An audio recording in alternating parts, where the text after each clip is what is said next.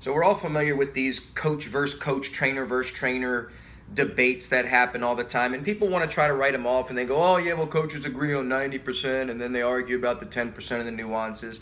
Okay, that's an argument for another time. What I want to talk about is these arguments are, by the way, I would disagree with that statement. A lot of us, when it gets past the fact that we need to train and eat better, nobody can agree on any way to eat and to train better. So it's not really just the 10%. There's a lot more disagreement than that.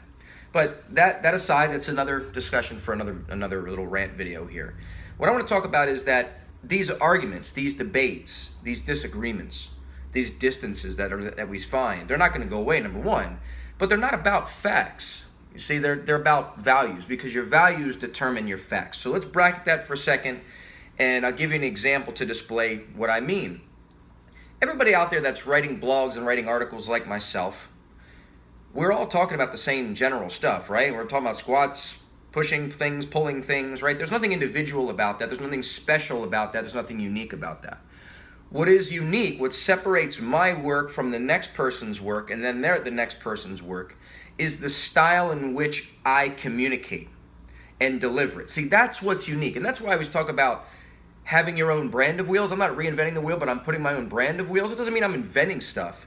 It means that I'm putting my own delivery system in regards to how I communicate it and how I put it together. All right? So it's just like martial arts. Every martial art has some sort of punch, but they have different delivery systems in the way they teach it and the way they utilize it and combine it in things.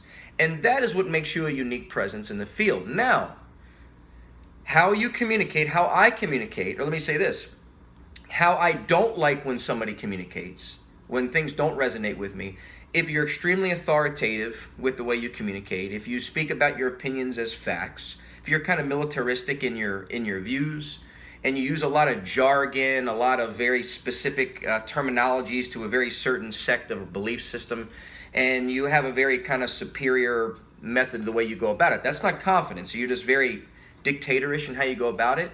None of those features resonate with me. In fact, all those features are things that I absolutely dislike about any individual. So your information is not going to resonate with me, no matter how good it is, because I can get that same information from someone else who delivers it in a way that better fits, their style better fits with what I'm looking for. You see, that's my value. My value is someone who's a little bit more humble about it, a little bit more like, hey, this is kind of how I do things, and it has a different style that's less authoritative. So my values color how I resonate with people. So the same thing happens in these debates. So let's look at two of the big ones here, right? We have the meatheads, you know what I mean, that just get under the bar and go hard, and then we have the eggheads, right? And the eggheads are the scientific evidence type people. Yes, I know there's middle ground, and eggheads still lift, and there's meatheads that still look at science. Okay, I'm not trying to play them across the board here, but we do see that. So just for the sake of this example, we basically have two people playing on different courts, have different value systems based on the position that you come from. So if you're somebody who values scientific evidence as kind of the height of things, then you're not going to resonate with somebody who just basically not resonate as much, I should say, with somebody who just goes, look, I'm going to speak to you from 20 years of being under the bar and being a so-and-so many 100-pound squatter, and all three of my numbers are this or whatever, my powerlifting numbers are that. All right, you're going to look and you go, well, I don't care how much your totals are. I want to see what the evidence says, because we can't justify that claim without some good objective evidence. Your anecdotes are okay, but they're limited, right? The plural of anecdote is not data. That's the scientific perspective.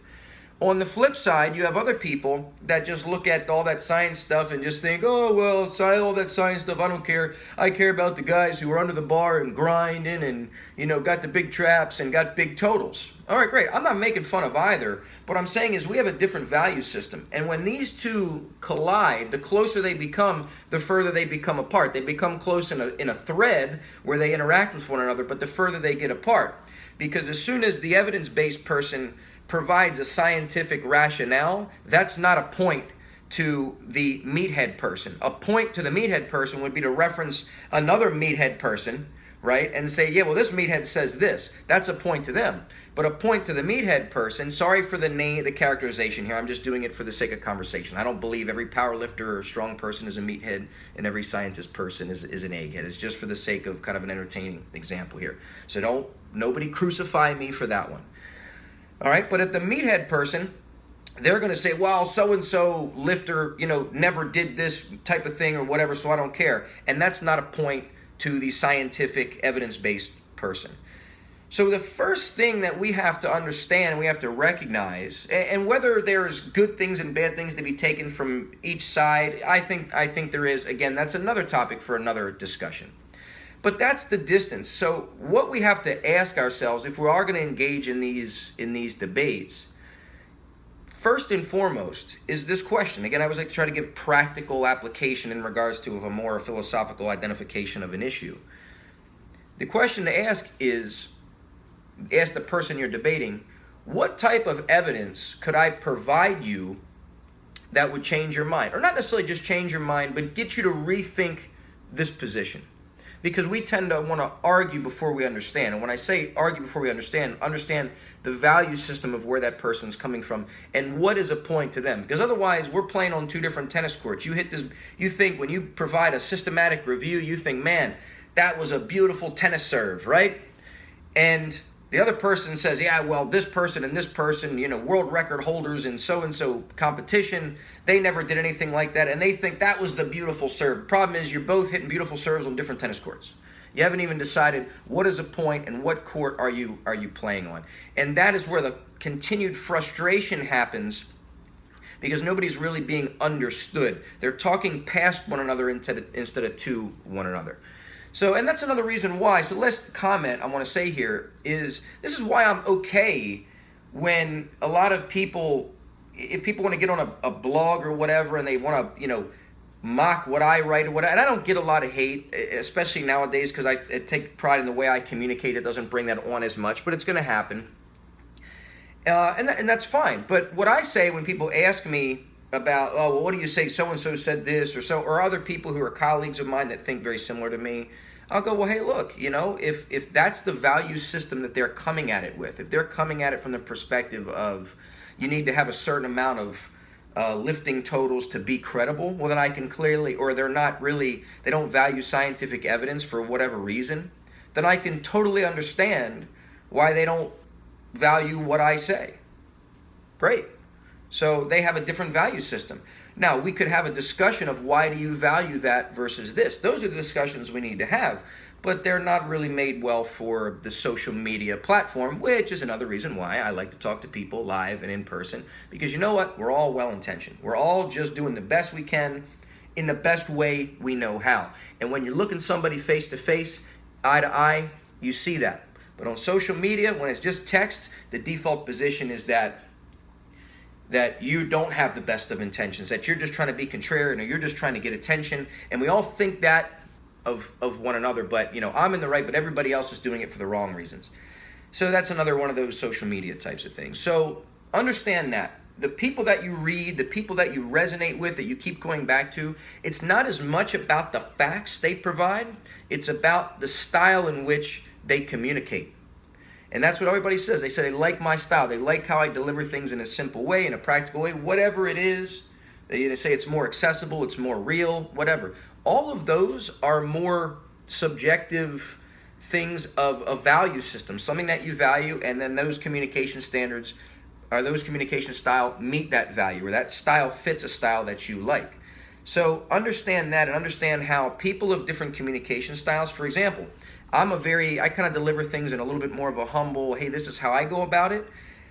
But maybe if you come from like a military background, or you're not going to appreciate that, right? Because I could never be in the military. As soon as somebody orders me to say things and whatever, I would just look and I would go, you can go F yourself. I'm probably smarter than you in a lot of ways. I don't care what you say. I'm not going to do it just because you ordered it. So that's why I don't play well that way. Other people really like that authoritative. And if you've come up that way, then you may resonate better with a very authoritative type expert person.